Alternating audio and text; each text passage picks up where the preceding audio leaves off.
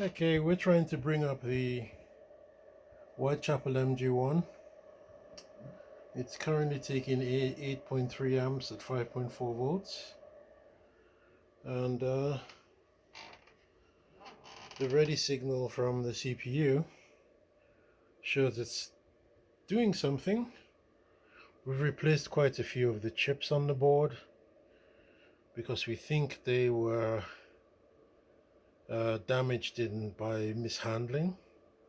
So at least I have replacement parts, and the oscilloscope is showing that the board is running, but we're kind of stuck somewhere.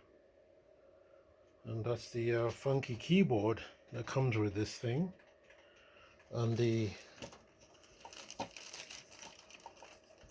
extra bizarre mouse, which is totally unobtainium.